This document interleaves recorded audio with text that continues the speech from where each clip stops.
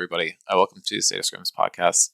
New apartment did just move. The color is completely blown out by the webcam. I promise it doesn't look like I live in the murky depths if you're actually here. But we've lost liminal space, but we're back to being able to see my bed, which is a huge Scrims throwback. I feel like the old webcam days when you could say when I was back at college. But anyway, I digress.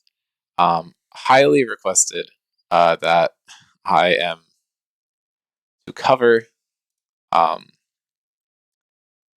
all the different players and all the different roles and figure out who's the best and tell you guys. So that is what we're going to be doing today for the most part. Hold on, let me resize this in a way that makes sense. Whatever, you can see my taskbar. Surely there's nothing interesting there. I don't think so. Okay, this is easy. So there are 9 total categories. Best teammate is completely to taste, so I'm actually not going to discuss that one at all. MVP, I can say for last. Most improved is decided on by the admins, so that's not one I'm going to go over. Let's go over flex player. I think that's the easiest one to do right now, just because there's only 4 candidates for that.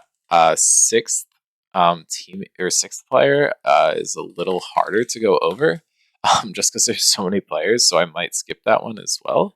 But I mean, I'm happy that there's a lot of players because it means we have a lot more participation from subs this season, which is pretty exciting.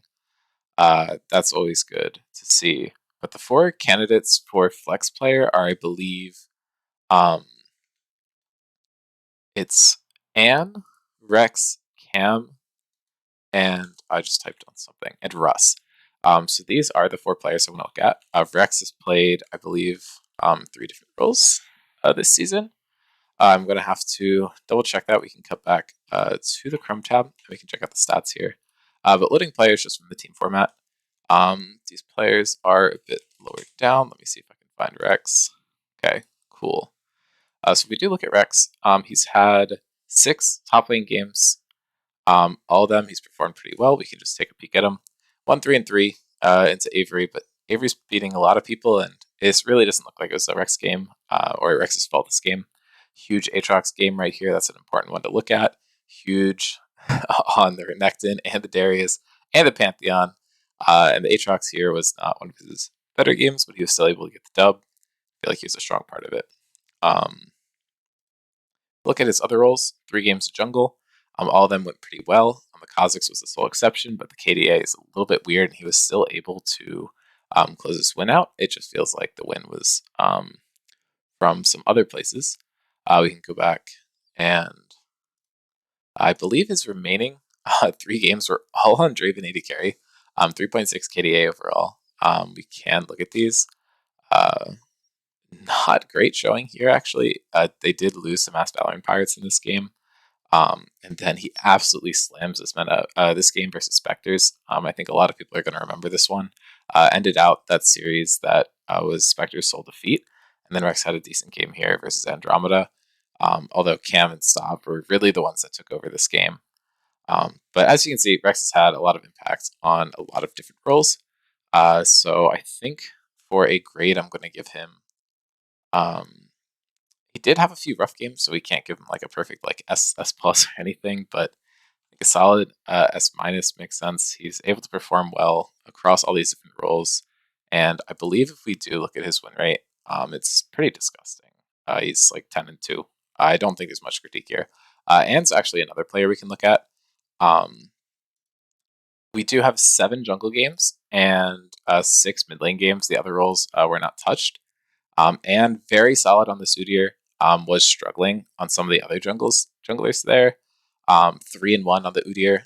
Did not win a game on any other champion. Not beating the one-trick allegations or something. I feel like at the mid lane, both Swain and Irelia had a lot of success. The Akali and Sylas, not so much. I think this could just be a comfort thing, and Swain is a pretty solid champion right now, so I think that definitely contributes to that as well. I'd say for the inconsistency, and I believe it's about a 50% win rate, I think that puts you in a solid B territory, I think, and played well. Maybe I'm a little biased because she's on my team, but no disrespect is meant by the B. We're just trying to objectively assess these players. Moving on to Russ, 2 and 10. I hope I'm sharing the right thing. Okay, I am. 2 and 10. But if we go look here, that is 7 top lane games. None of them were huge performances. Cho'Gath was actually the best one, and they ended up losing that game. We can take a peek at it right here. This one was pretty solid, but both teams just had a lot going here. And Garrett and Cam really put in a lot of work this game. Noam was shut down mostly in the laning phase, but was able to kind of come back as Sion does. Believe that was one of the really early games in the season, if I'm remembering correctly. Russ has not played jungle, did play 3 games of mid lane, the Carmel Lissandra and the Ornn. Ornn actually being his probably best game of the season.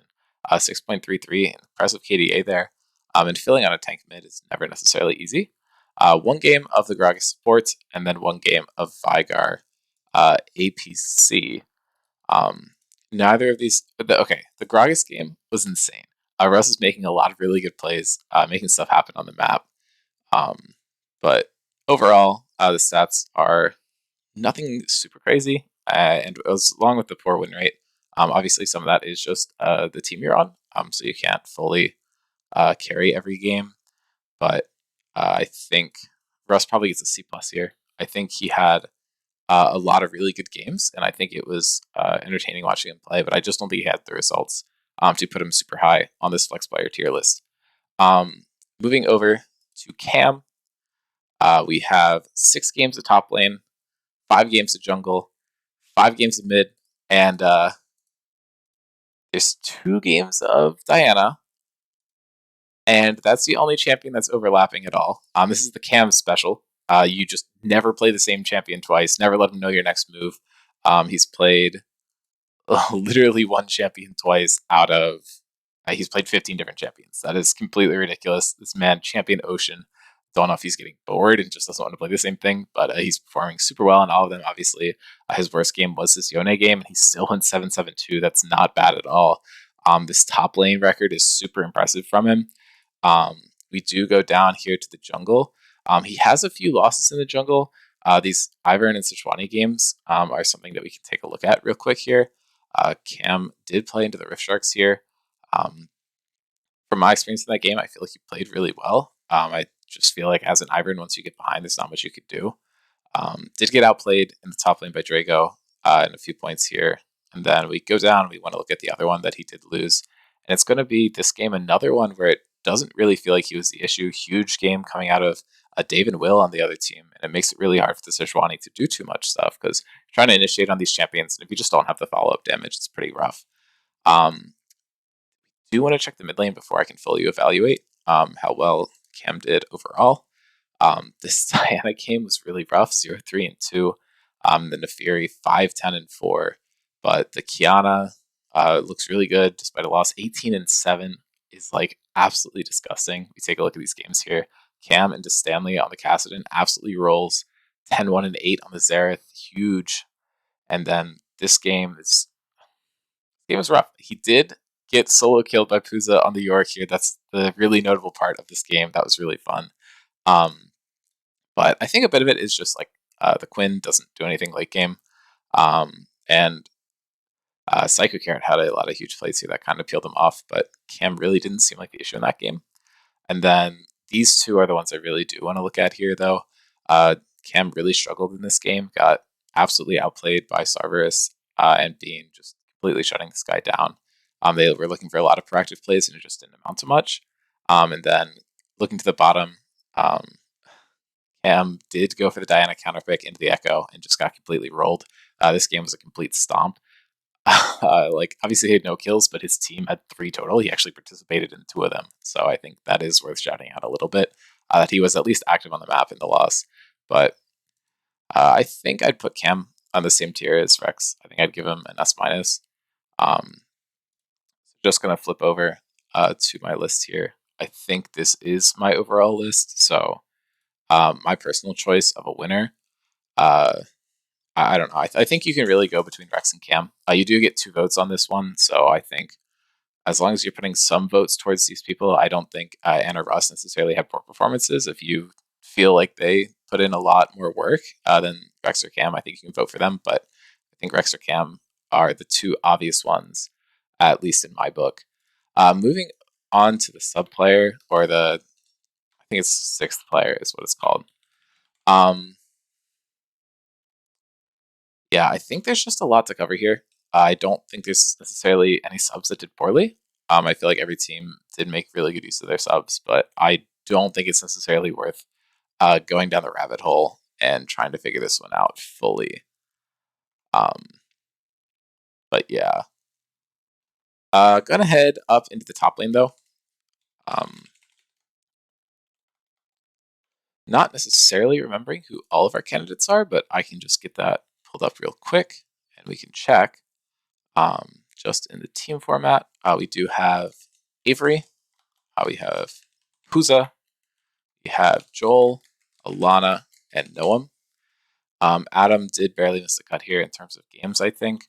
But yeah, these are the ones that we want to look at here.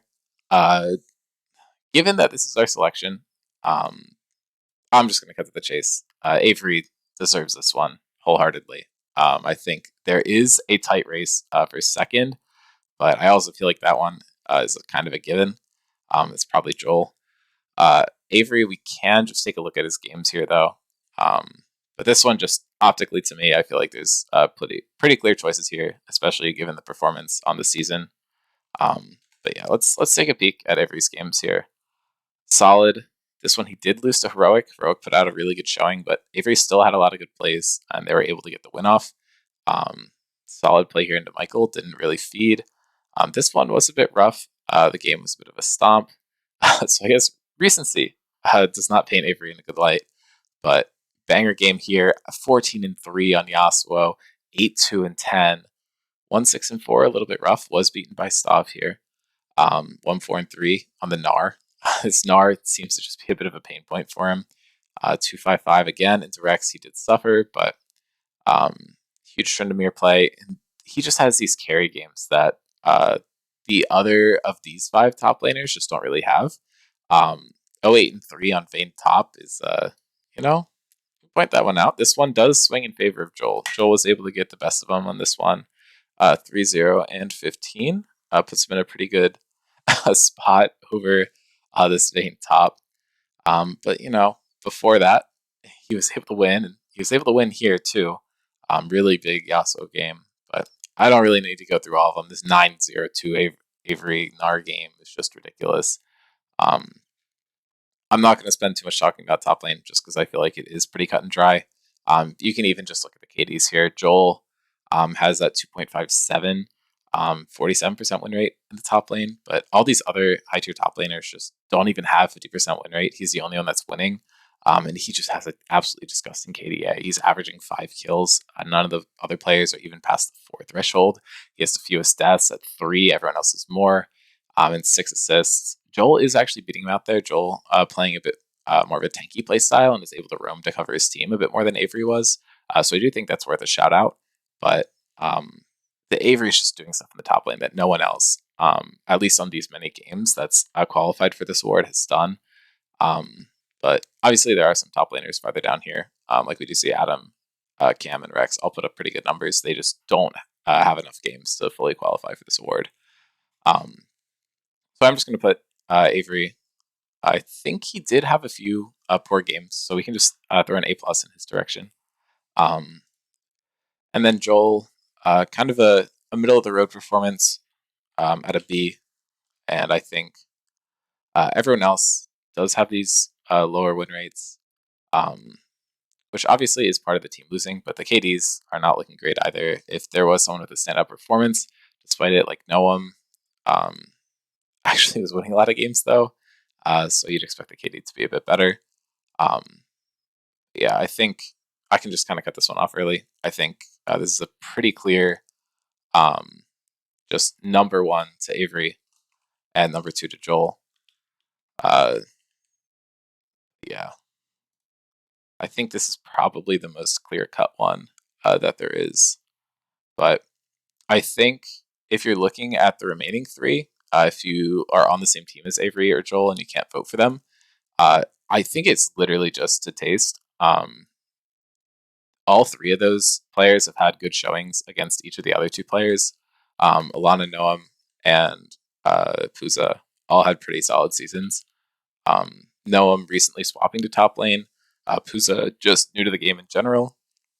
And Alana's playstyle kind of got figured out and was trying to adapt to a few new styles throughout the season. So I think it is worth shouting those players out. They all did play pretty well. I don't think anyone played poorly. But there are two standout players who had clearly better performances than the other three. Moving on to the jungle, our candidates for the jungle are going to be, we have Caesarius, we have Mike, we have Jonah, and we have Hidiri, Aya, and Jar. I'll kind of go over each of these players. Caesarius is obviously going to have a much higher win rate. He was playing on the Spectres, but at 5.55 KDA is completely ridiculous. I mean, you are putting up crazy numbers if you're getting that in the jungle. 18-4 is a huge win rate. I don't really personally remember Caesarius having too many bad games. He does play a little bit aggressive and he ends up feeding in some of them. But such is life. It happens sometimes. Mike, I do think is a bit of a dark horse in this specific award. I feel like Mike has put up really, really good performances. New York Nutbusters, obviously a team that did not find much success in the win department, but I feel like Mike put up a really good showing this season. Actually does have a 30% win rate on a team that did not do much winning. His KDA isn't amazing, but obviously that is something that's going to happen as your team loses a bit. But he plays a lot of carry champions. We did see him on some more supportive junglers, but he looked really good and ended off on a high note on the Karthus. So I'm going to hope to not let that sway my opinion too much. But I do feel like Mike had a really good season, and I think that's worth pointing out. Jonah, I think, is a jungler that struggled a bit. Jonah was possibly the best jungler we've had this season pre 15 minutes. Things have kind of fallen downhill for their team and for Jonah past that point. Which I do think knocks some points off of him. I did go over the games for the flex players. I think it's just a lot of numbers to look at. I do recommend that if you're trying to figure out your own votes, that you do scroll back through the games and start trying to look at everything. We do have the stats compiled, and we have, like right here, we can look at them cumulatively. And if you click on them, you can view all their games. If you hit load games up at the top here, you're kind of able to look through all of them. And that should help jog your memory. VODs are going to be up on YouTube. The last week is not uploaded yet, so I'm going to try and handle that tonight before I get the podcast uploaded, but it's going to be a long night, so that might happen during the day tomorrow. But anyway, I think it is a bit redundant to go over each of the players for all their games. It's been a long season, so there's a lot of games there. But Caesarius, I do want to skim real quick just to make sure I'm not missing any poor performances from him. But I do feel like even in their losses, 2, 4, and 3 isn't terrible. Like this game was pretty much just dictated by the Draven, so I don't think there's much Caesarius can really do there. And then here another one. There's just a champion that gets fed, and then it's hard for Caesarius to look good because he's going to need to participate in a lot of stuff across the map, which does expose you to some of these champions. Some of his score lines on Diana do look a bit int, but that's just because he's going to tank build, so it's harder for him to pick up these kills. But some of these early performances are just complete stomps, and I don't know. I think that puts Caesarius at a tier above the rest of everybody else, so I'm going to slap an S for Caesarius. Going over to Mike, just optically, I remember him doing really well. Obviously, not too many wins there, but I feel like he had a lot of solid showings in a lot of his games, and sometimes it just looks like it goes really poorly for him, but just because his team's kind of falling behind, and as a jungler, you do get caught up in a lot of stuff. But given the highs he had on that team, I think we can probably just throw an A minus Mike's direction. For Jonah, I think he has a clear point of improvement going to the next season. I don't think he had a bad season. It's not like he was in the game and just like was throwing. I feel like he had really strong starts to a lot of his games, but I'm going to throw either a B minus C plus in there. I'm just going to throw a slash somewhere in that area. Um, Below what you'd like to see from him, especially after the last couple seasons he's had. I think it's been a noticeable drop. I think it's probably more of a team environment thing than it is an actual change in his performance. Um, just from talking to him, he knows that he does require some communication from his team, and if your team's losing, it's harder for them to provide those comms for you. So just some perspective there. Hidiri and Aya actually do have the same KDA, which is pretty funny. Hidiri has had really, really strong games here. Hidiri is a player who tends to either snowball or fall behind a little bit. So some of his weaker games don't look great. But every game that he does well in, he does very well and can likely take over the game. I might be wrong here, but I think he might be the jungler who has the most MVPs. I depends on if you count Cam, although I feel like a lot of his were off in different roles. And I don't have the full list pulled up right now, but just off the top of my head, I know he's gotten a couple. But he's just been able to carry a lot of games, and I don't think we've seen too much of that from other junglers, at least consistently. Caesarius tends to do really well, but can set up his team pretty solidly. But obviously, Hidiri has had some rough games. We can point out this Belveth game that did go pretty poorly. And then the Zach game up here, and some of the other ones where he's fallen behind. It's just been a bit rough for him to catch up. So I think that puts you kind of in the A minus tier as well. So he's kind of around that Mike level, where he's had a lot of really good performances, but sometimes the not good performances do hold you back a little bit. Going over to Aya, Aya does play a bit more of a supportive style. We saw some aggressive assassinate picks towards the beginning of the season. We started off with an Fury. Then I believe that Rek'Sai was also towards the beginning of the season. And then quickly changed to more of just a Slam Udyr, Slam Graves, Slam Maokai. The Briar did come out, which looked really, really good. And then not as good in the later game. But I feel like Aya, very solid player. Not too many super standout performances, but overall, I feel like very solid and helped glue the team together really well. So I'll kind of lump her up in there in that A minus tier with the rest of these junglers. Moving on to Mason, does have a negative win rate on a team that has done very well. I guess the narrative around him is that he's a little washed or whatever you want to call it, but does draw a lot of bans consistently. Like if we look here, we see one ban thrown at him, two bans here, 2 bans here, and then 2 bans here. I'm not sure if there's going to be a game where he received fewer than 2 bans. There's a full 3 here. It's pretty ridiculous. Obviously draws a lot of pressure, but we have not seen the performances from him this season that we normally do. He's had some insane carry performances, but a lot of them have been pretty brutal. We also just don't have a huge sample size to go off of. So I am going to, personally, I put him at a bit of a lower tier. I think he's in the B plus range. So going over to kind of review these picks, I think Caesarius is probably the clear number 1 for me. And then I really think a lot of these other junglers have a really good case for them to be made to get that number 2 spot. Mike, I think, did really well. Hidiri did pretty well as well. And as I said, I feel like filled a role on that team that really helps them glue together. So I think this one is really just up to you. I don't want to even say that there's a right decision here because I don't think there is. Obviously, I'm not going to be able to vote for Hidiri as we're on the same team.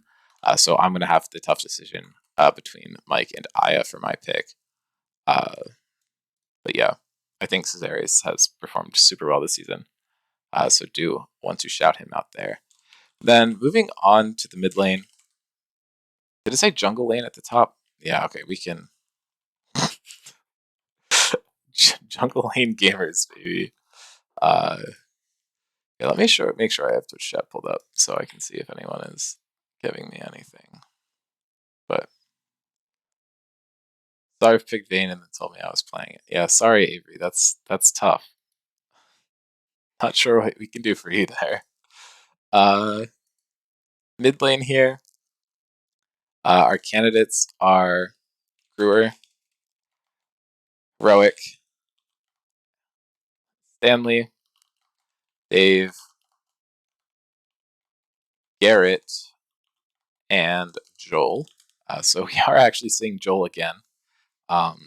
Very impressive KD for him, but not too many games on it. Immediately, I think of this season as kind of the battle between Brewer and Heroic in the mid lane.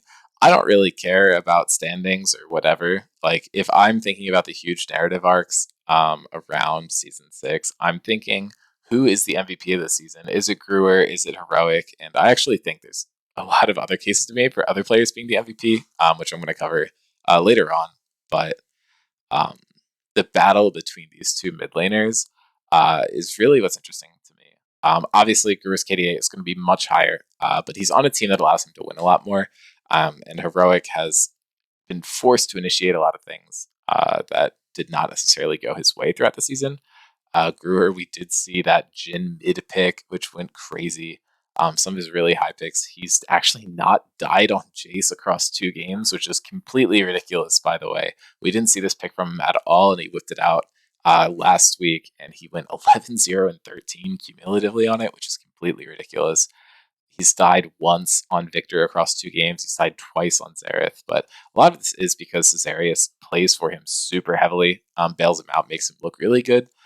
So what I do think is interesting is if we pull up the head-to-head here, and what I'm actually also going to do is I'll try to get this pulled up, and we can do this, and I will spotlight the mid lane. It's going to download these images. That's fine. But here's what I wanted to see. Brewer is actually 4-0 versus Heroic, which I do think really does come down to the team. Heroic is basically the sole point of focus for MVP in a lot of their games, but so is Brewer for the Spectres. But these stats going in are just completely ridiculous. Brewer 9.4 KD overall in Heroic 1.44. So let's just cut back. And I do want to look at Heroic's mid lane games because Grewers are all going to be pretty one-dimensional, but I do want to highlight some of the standout games Heroic has had. Very solid Yone here. Ziggs actually did get punished a bit by the Rek'Sai, but it wasn't enough to really follow through. Did play the mid Garen, spin to win. Fun stuff, but Heroic has been drawing a lot of bans, but so has Brewer. I'm not going to say that there's a correct choice here. I think considering the environment around these players when you make your choice is super important. I'm going to put them both at a solid S tier. I think both of them are very, very strong players and completely dictate how the game is played around them. And I think they have a very similar impact. Moving on to Stanley. Has suffered a little bit. I feel like he ended on some bangers. Some of it was in the bot lane recently, but he did have a huge Orianna game here, 13-1 and 9 into the Nutbusters, and a lot of his picks have put him in a really good spot to close out games. It's just hard to do that sometimes if you are losing in other parts of the map. These Talia picks showed out really well. A lot of ASOL spots. But I do think he suffered from his team around him not winning in a lot of situations. And I do think he had a lot of inconsistent games, which put him lower on my list, I'd say, probably in the B- area. Dave is actually a very similar story, and there's a reason that their KDs are so similar. Dave's are just bigger. I think New York Nutbusters games tend to be a bit more bloody. He did play the Mundo mid once. Huge champion pool, actually. Only played one champion twice. A lot of these interesting like tank mid laners were not the ones he performed super well on, though. Exception being the Mundo, 4-2 and 8, huge scoreline that game. But these assassins, Dave is really just able to take over games where he gets a lead in them. Um, but he's been able to match a lot of these higher strength players if he gets these kind of like interesting off meta matchups sometimes. But he's been able to play very well into a lot of really good mid laners. But I do think he's in pretty much the same spot as Stanley, so I'm gonna have to give him the B minus as well. Moving on to Garrett. Garrett and Joel are actually both 8-2 on mid lane. Garrett's stats are in just a completely different world, though. He's played 4 games of Lux, 2 games of Swain, and then a lot of scaling mages. This Lissandra helping out a lot too. The Ace hole is actually pretty rough, so I'll do him a favor and kind of skip over that game. But 19 KDA on the Lux. That is ridiculous. You have what, like 1 death, 2 deaths, 3 deaths over 4 games? Which is like that's nuts. The fact that you're able to average such a good scoreline across all these games on that champion is pretty good. It does kind of mark you down as a Lux 1 trick. And I don't feel like Garrett was drawing as many bans as he could have right off the bat. Eventually, people did get on it, but I think you do have to shout him out. And with the exception of that one Aurelion Soul game, he hasn't really had any poor games either. So I'm going to put Garrett in the A+ tier. Moving on to Joel, I think his mid lane is a pretty known quantity. He's lost a couple games on Orianna and Xerath, but was previously completely undefeated in mid lane prior to the recent series versus Spectres. His Orianna's looked really rough, and it is a champion that's super strong on the patch. He had a decent game on it into the Metabusters here versus Thomas, but definitely struggled into Brewer. But his other picks have looked super solid, and there's really no complaints there. And I think that puts him in very much the same realm as Garrett. Although his KDA isn't as impressive, I just think he doesn't catch as much focus as Garrett does, which puts him in a very similar spot. So looking at the lane as a whole, I think we have Guru and Heroic as pretty obvious standout choices. But as you fall down the tier list, I think Garrett and Joel are really solid as well. And if you do think that they deserve a shout out over Guru and Heroic, I think there's a case to be made for any of these 4 players receiving one of the top 2 spots. Stanley and Dave, I think, played really well, but we've seen a lot better from them. And I think part of that is just how their team is going around them. Stanley is a player that's known for being very supportive. And if there are other people on his team doing well, he facilitates that super well, and he's able to be a huge damage carry in some games, and Zillion can come out, and a lot of these other playmakers, but he does require some focus being drawn off of him a little bit to really succeed. And Dave is suffering similarly, but for a very different reason, I think. Dave is a player who tends to he can snowball really easily. So his issue isn't that he's absorbing too much pressure. His issue is that his team doesn't have enough pressure to help him set up. But yeah, I think if Dave was able to force more plays around the map and on side lanes, I think he would be looking a lot better. And I think the same goes for Stanley here. But do want to shout out all these players. I think mid lane is clearly the strongest lane in terms of player pool we had this season. So I don't really want to knock any of them. Everyone played super well. Okay, and moving on to bot lane. I'll just put ADC. I'll be smart because bot lane does include multiple roles. But moving on, we'll take a look. We have Sarverus, Alex, Will, Valor, Dean, and Garrett. I really wanted to be able to make a case and say that I deserve the top spot. I don't. I think it's Sarver's hands down. No one has put up performances like he has. It's simply very impressive. Stav is narrowly missing the cutoff here, by the way. One additional game, and he would have qualified. But we do want to shout out the people who were able to consistently play a role and show their strength in it in many different situations. And it's hard to have that with a smaller sample size. But Sarvis, I think, is S plus tier. He has had a few games where he didn't really do anything.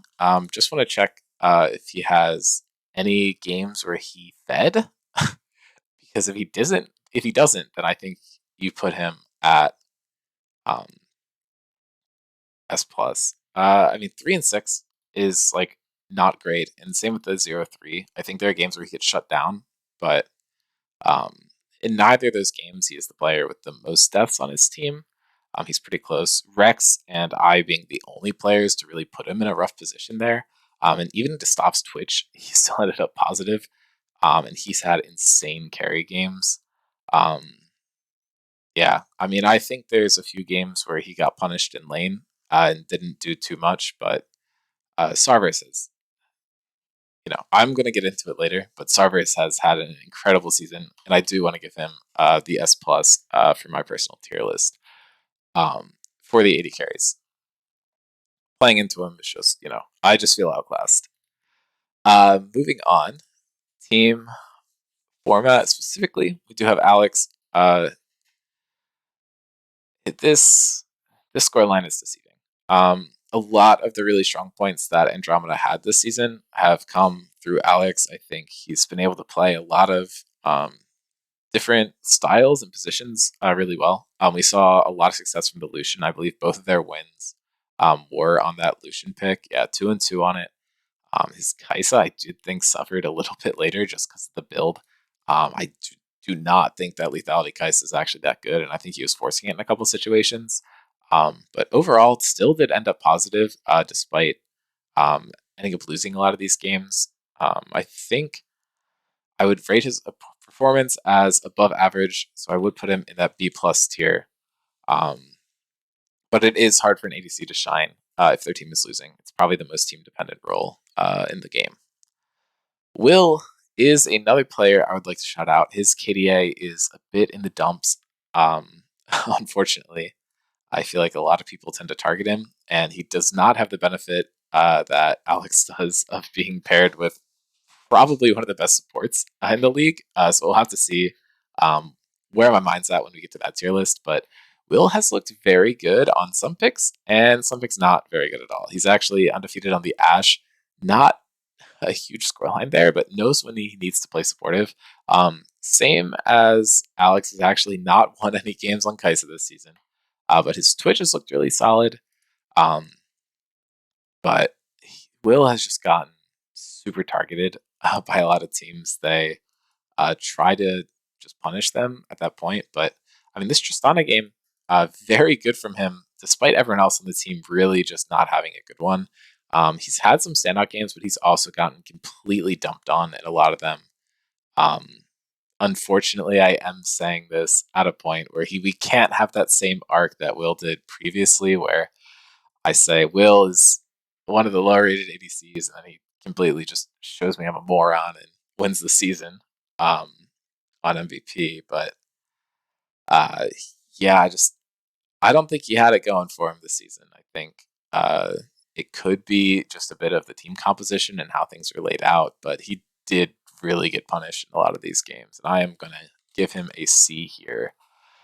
Moving on to Valor, we are just going to do a quick scrub through here. Valor did have a few very good performances, but it did feel like it was on very specific champions. Just for me, he was able to beat the Rex Jacob bot lane with Liz. They did the Ezreal Yumi. That was pretty cool. I did really enjoy watching that game. And he's had some solid performances with the Ashe Milio. Did very well, but we were seeing a lot of Xayah from him. And it really just didn't amount to what you'd want the Xayah to. I feel like he did a lot better when he was playing like Ashe, Varus, and the Zeri is clearly just a comfort pick for him, and I think he was shining a lot better. The Ezreal also pretty solid, but He was able to be punished in a lot of their games, and I think that could attribute to why we've seen him in the jungle a lot more recently. I think he understands some of the possible weakness of his ADC gameplay and is going for another role swap, um, like we've seen in the past. But his high highs, I really don't want to undersell, though. He's had a lot of really clean games. Some of those Ashe games um, and the Ezreal have looked really good. So I think I'm just going to call him true neutral. We'll slap a B on him. Um, Garrett, I do think is going to end up in the same pool for me. I think Garrett has shown out a lot on Ezreal, had a few pretty good Kaisa games, but was suffering on some of his other champions, even on some that we've historically seen him perform really well on. It did have a solid Xayah game here to start off this last series, but obviously it's a bit easy to do when the rest of your team is popping off. But um, yeah, I mean, his Kaisa looked super solid in this MVP series. I don't think he necessarily played it anywhere else, but was just getting punished a lot. It seems like Garrett looks to do very well in games that they're winning super hard, but in games where they're behind, he's often the weak point that does get targeted. So that puts him at below the average for me. So I'm going to put him at like a B minus or a C plus. I think we've seen a lot better from Garrett. I think even last season, when his team was not winning as much, he looked a bit better. Um, but his mid lane has been kicking absolute ass. So I don't know. I think him and Valor both have kind of found a lot of success in the role swap towards the end here. And then I will go over myself last. I have had some pretty poor performances. This Kog'Maw game was horrendous. And obviously the Yasuo and Zeri were failed experiments. This Misfortune game, I really don't know what I was doing. Just putting me on picks that didn't make a lot of sense. And I will say that fully that those were my calls and they were terrible calls. I have played, how many games have I played? I've played 14. So I played 12 different marksmen. Vanilla has gotten banned away from me a lot. We can't see the bans if I generalize it. But if we do go to the Vanilla, it's been banned away 8 times. Just something that is a bit funny. But yeah, I feel like overall I've had a pretty strong performance. Obviously, I'm going to be a little biased. Because it is myself, I'd like to cast myself up. But I feel like generally, I don't really exist as the weak point of my team. There is this Jhin game as well, but I feel like the big ones that I point out when I'm really underperforming are just really terrible drafts around the ADC pick, which I do fault myself for because it was my call in draft. But I feel like overall, pretty solid stats, and I feel like I've been winning a lot of matchups and being able to punish through bot lane. So I would put myself as an A minus, slightly ahead of the rest of the field, but um, definitely significantly behind Cerberus and not too far ahead of Alex. So if I do go over here, this is the summary of my ADC tier list. I think Cerberus is a very easy number 1, and I think I put myself as a solid number 2. I don't think these other players were necessarily contesting either of us. I think you could make a case for Alex, but I think it's hard to justify any other picks, at least personally. I'd like to say that I have a pretty good handle on the role, having been the one playing it. I also have seen it from the other side in the support category. If we do want to just shout out some of the players who didn't quite qualify, I'd put Michael in the same level as Alex. I think he's a solid B plus player, slightly above average. I think he played very well, was able to pull out a few different picks. And Stav, I would probably put on the same level of me or a bit above. I think similar to Garrett, he gets to perform super well on a kind of signature pick for him. And then he starts to suffer when it gets banned out. But I think Michael and Stav both have performed really well. But it's hard to truly evaluate how well they did overall just through the not having the longevity because once you do play more games, people start to figure out your style. And It's hard to perform well consistently, but those are like the kind of ADCs that I'd want to look out for in future seasons, especially as we are seeing people kind of swap out of the role. So Garrett and Valor leaving maybe provides room for Stav and Michael to be serious ADC threats on other teams in the future. So did want to point that out. But anyway, moving on to support, the last of our roles, and then we can move on to the juicy part, the MVP discussion. We have 15 minutes remaining, so I'll try to keep this pretty concise. We do have Eric O here, PB, Liz, Mythic, Jacob, and Dominic are our contestants for the support role. I don't think there's a bad pick here. I'm gonna be honest. Everyone's had some pretty solid games. Um, Dominic, especially recently, has been doing insane. Something that is interesting to point out about Dominic, though, we'll look at his games first. He's played just Morgana, which does put you as a bit of a like linear player. So it's easy to punish him in some situations.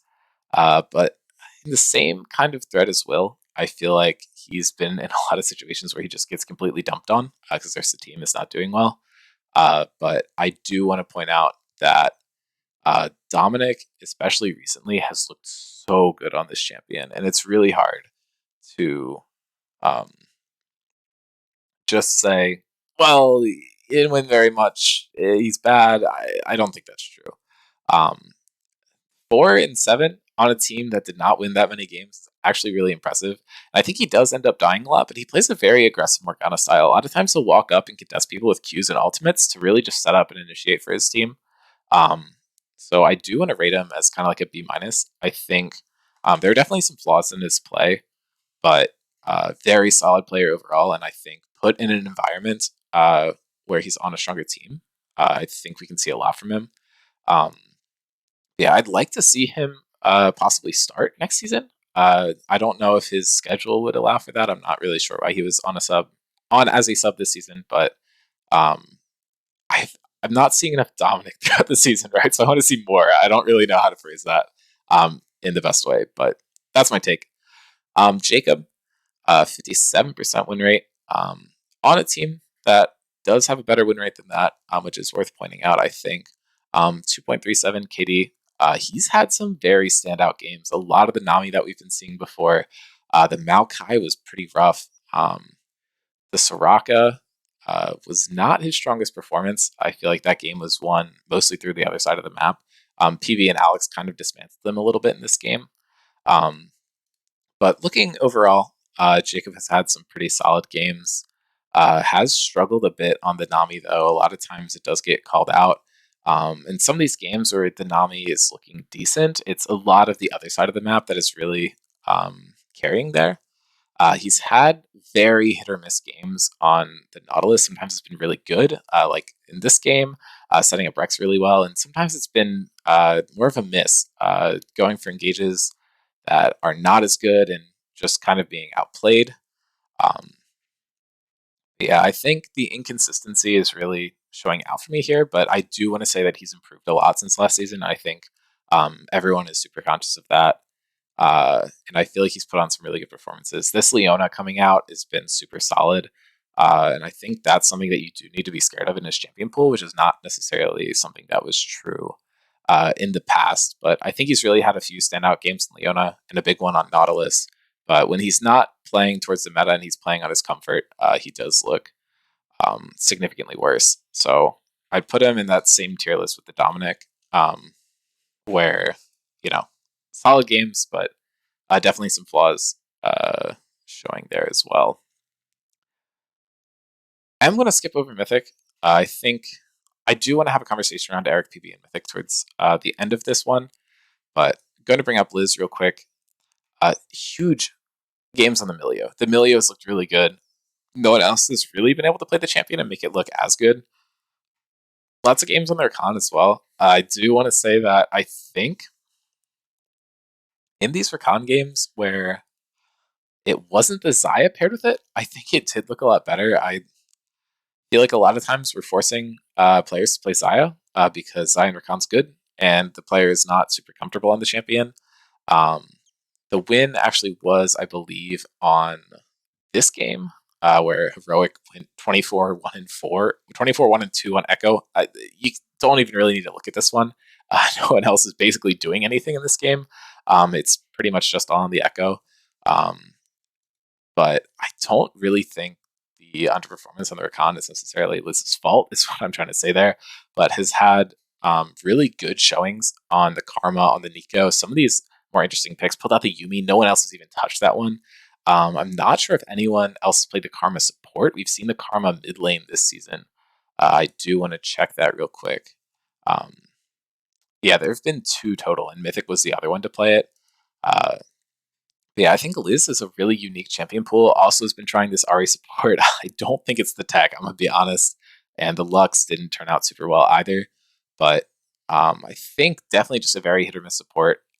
These 2 top champions both played 5 times, one of them having a lot more success than the other one. But I think Liz is a really interesting player. And the move over to the mid lane, some ADC, has been really interesting. I want to see a lot more of Liz. Hopefully a really cool playoff series coming out there. But I think the highs and the lows do balance out to about average. So I'm going to throw a B tier that direction. And I don't know who to talk about first. All these top players, I think it's a really tough call between the 3 of them. Let's go for PB first. Not a lot of wins. Just going to get that out of the way there. Did get the only 2 wins through PB and Alex, though, which is something that I do want to point out and why I gave Alex a bit of a higher score. I think on a team that's really struggling, these 2 players did look consistently good throughout the season. And PB actually was able to grab a Rel win. I believe Alana was playing Seraphine AP carry, but I feel like PB looked consistently solid. I think something he was able to do last season, where he just moves around the map and just completely takes it over, is a lot harder to do. Where you are the strong side, whereas last season Taxi and Blake were obviously huge strong points on that team, and he's able to roam and help them out, as well as having that powerful jungler with Mike.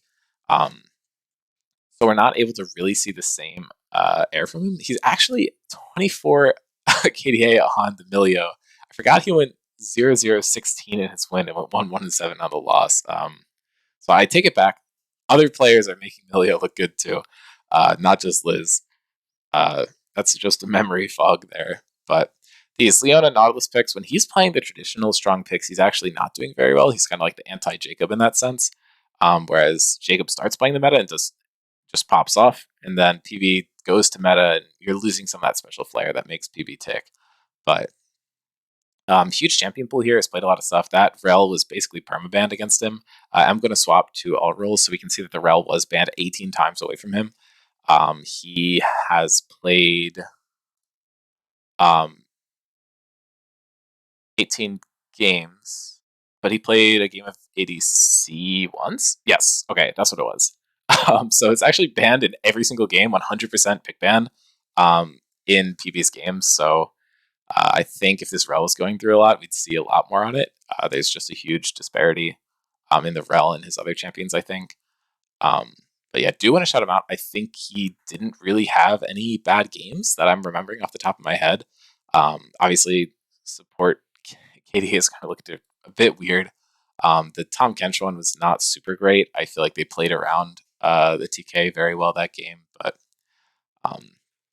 PB I do want to give an S- to. I think he performed super well. I think it's really easy to look at that team and go, well, like no one on that team was like super great. If they were, they would have been winning more. And I don't know. I think just as the style of player you are as PB, I think it is hard to say that he didn't have an amazing season despite the team's record.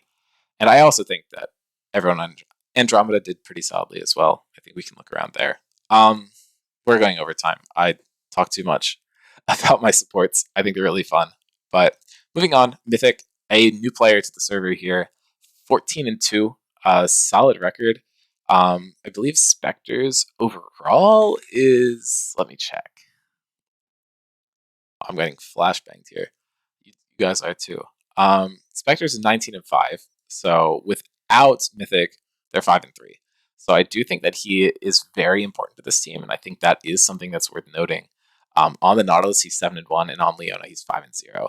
These other two champions, he's been performing really well. His Milio was pretty solid, just across one game, so I'm not going to lump him in the same group as the other two players we discussed. Their Milio, the Ivern support was not great, but on these engage picks, he is insane. The Leona's actually been a bit of the higher performer, but I think people just expect the Nautilus and know how to play around it a bit more. And Nautilus is just naturally going to look worse because it's Nautilus, and he just looks like a moron when he goes in. That's part of his charm. But Mythic is a very solid player. I don't really feel like he's had many bad games, if any. And I think some of them you can just attribute to the playstyle. I think he's had that Ivern game was not great, and this specific Nautilus game was not one of his best showings. But when I was supporting against him, he absolutely destroyed me, with the exception of that Ivern game, obviously. But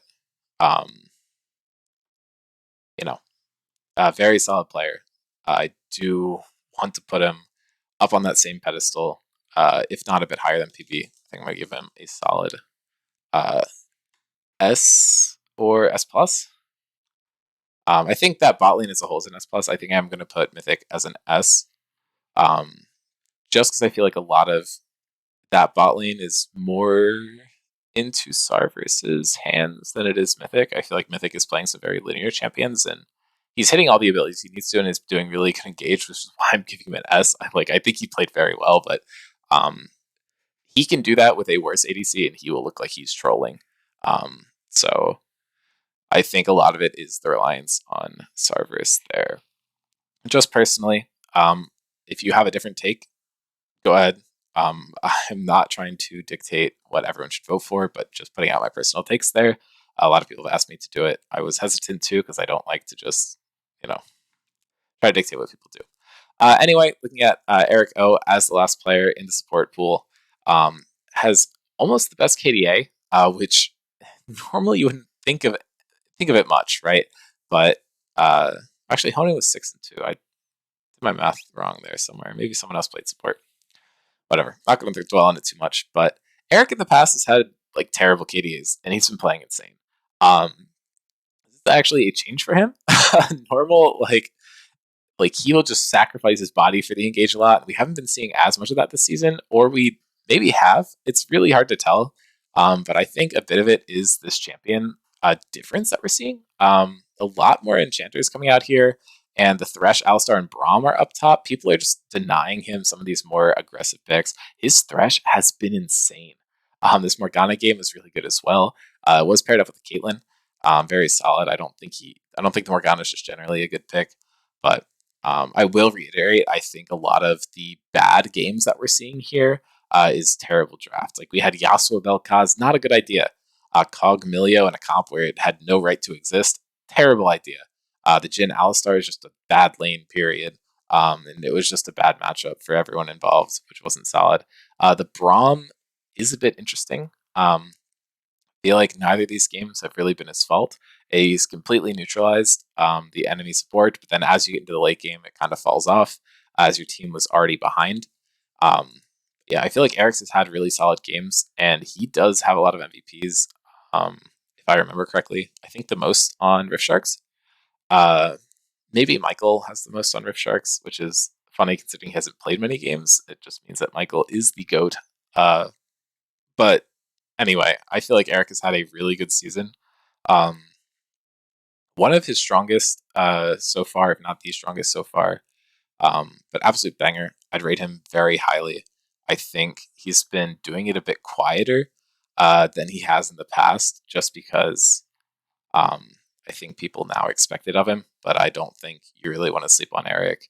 I think I'm going to put him up there on the same level as Mythic. I think Mythic does have the benefit of having a team that wins a lot more, so it's easier to look a bit better. But both of these, so not saying that Mythic deserves less credit, saying that I think Eric and Mythic are doing the same amount of good.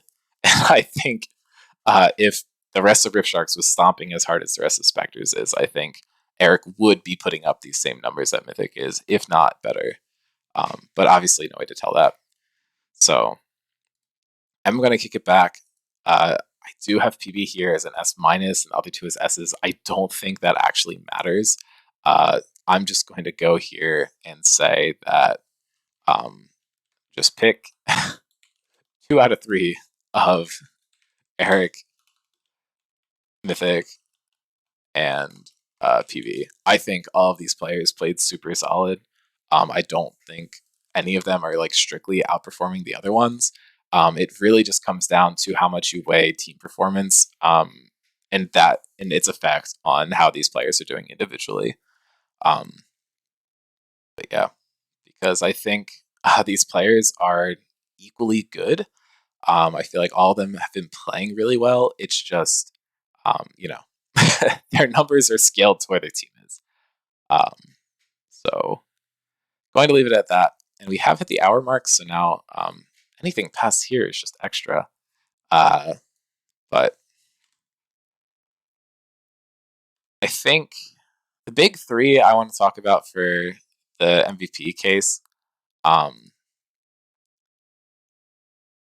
and Rex are also up there in the standings. I'm not going to personally cover them, just because I feel like the other three up there, Heroic, Brewer, and Sarvis, I just personally feel like they contribute more to their team with intangibles than Cam and Rex do. I think Cam and Rex have had insane standout games where they looked really good, while the other three players have been more consistent, and I feel like they affect the team environment a bit more. This is obviously my opinion, and I'm not saying that Cam and Rex aren't deserving of MVP if that's who you want to vote for. But the three players I do want to talk about are Heroic, Brewer, and Sarveris. Those are the three that I really do want to point out here. But here, we'll just add a little MVP, and then we'll do it on the other side. Such intrigue. But yeah, so I don't really have the time to talk about everyone or, points prepped to talk about everyone. But, these are the ones I'm going to go over. Heroic, I think, makes a very strong case. I think you think about the definition MVP, the most valuable player. And I think there's two big ways people like to look at this award. Some people like to think of it as, who's the best player? Or who has the best stats? Who's doing the most of this?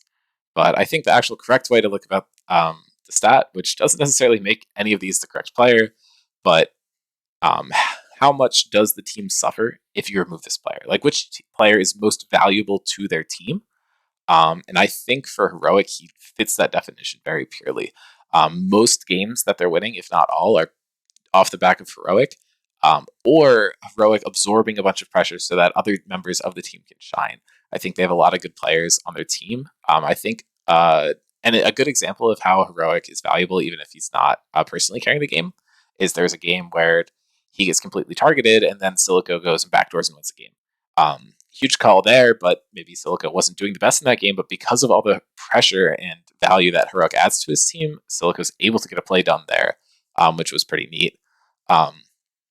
But I feel like a lot of people just completely play towards Heroic, and I feel like MVP's style is defined around having him as a huge carry that can kind of snowball them into the late game, or play super safe and then scale up huge in the late game on something like the Asol, the Kassadin, that we've gotten seen banned out from him a lot. And I just think he's super important to how that team plays, and I think if you remove him from MVP, that team is a bit lost without an identity, personally. And looking at Brewer and Sarveris, I think you could argue that they fit that role less because I think the Spectre still does have an identity if you remove either of these players. It's hard to know because we haven't. I think Brewer's played in every game. Not entirely sure. So it's hard to know what they would look like without Brewer. He's been playing very well, but Sarveris, I think, missed a game or two. But also had that little jungle stint where he played. But I think both of them are really solid players, and I think you can also make a huge argument that without either of these players, Spectres wouldn't be the team that it is currently. Brewer has just been obliterating people in the lane. I believe he has the highest KDA of any player. I don't want to say ever, but like I kind of want to say ever in the team format. In the regular season, like especially on this volume of games, like it is completely ridiculous that this guy has like a 7.57 KDA. Like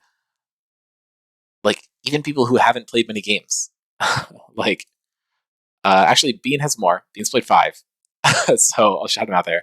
But Starburst is actually right up there with him. Like if you look at this, Brewer and Starburst are 7.57, 7.25. Like these players are doing so well and they're not dying like almost ever. Their positioning so good. They're just dumping out damage. I think Brewer's been absorbing a lot more pressure, um, which is something to note as well. And he's been taking more bans. So I think there is a huge argument for Brewer there. But I think Sarverus gets a lot less pressure. Normally, the team isn't really playing around him. And the fact that they're able to pour all their resources into topside most of the time, they're trying to get Avery ahead, they're trying to get Brewer ahead, and Sarverus is just getting these leads through just hands. It's so good. He's doing so much on the bot side of the map. And the fact that he's able to just make these fights just super impactful for Spectres. On top of that, he's able to lane well. He has good rotations, and when he's present for fights, he can just completely take them over. This is something we were seeing from him last season as well. And on the jungle role, we saw the same type of stuff coming out from him. But I don't know. I think both of these players have a very similar case for that MVP slot. I think Caesarius, he's up there with them, but I think he's shown a bit more weakness in some situations than the other two of them have. Not saying that he didn't play well, but I do think Gru and Sarverus, personally for me, have the edge up on being some of those really good players. So I'm not actually going to say which order I'm going to be voting for these players in, but those are most likely going to be my top 3 picks for MVP. Unless I, sleep on it and come up with something else. But I feel like all 3 of these players do deserve a huge shout out. But yeah, I'm not sure if there's too much else to talk about there. MVP is such like an open-ended category. I think everyone can kind of come up with their own conclusions. But yeah, I think obviously, since I'm leaving it as a short response question, you will be able to vote for people on your own team. I would prefer it if you didn't, just to stick with the spirit of the other awards. I think trying to shout out people who aren't on your own team makes it a bit less of a popularity contest, but I don't know. It's what it is. I will be ending it here. I'll do another episode tomorrow to kind of hype up playoffs, or I'll do it Saturday night closer to the actual series. But I think there's huge narratives for each of these 4 teams going into playoffs, and I do want to get a chance to kind of shout that out. But yeah, thanks for watching. Sorry if this is a bit of solo podcast and just droning on, but I feel like I was able to cover a lot of points and gas up the players who I think really deserve it, and try to spotlight some of the players who have a lot of potential that we didn't get to fully see from them this season. But yeah, just want to reiterate, just because I'm putting players into tiers doesn't mean I think less or more of any particular player. I don't think anyone had a bad season here. I think some players had weaknesses that were kind of exacerbated by the teams that they were on, possibly. But everyone did have a very good season. There wasn't a single player that we discussed tonight that, had games that didn't have a game where they looked so good. So I don't know. Thank you to everyone, State of Scrims viewers, players, captains, for a great season. Do want to give an extra shout out to the captains. We did swap to like a new scheduling format, kind of taxing, I guess, but especially Will and Cesaris were able to pull out the triple header in the last week. But I feel like we kind of all hunkered down. All these captains really have what's best for the server in mind, which I really appreciate. Do appreciate every one of you guys. So we'll be wrapping it up here, but I'm really excited for playoffs and banger regular season, by the way. All of these matches that we saw were so good. A lot of the ones in the last week were very fun ones to end the season on. And I feel like all these teams really did find their niche and were able to get stuff done. So, gotta call it here. But thank you everyone for watching. Peace.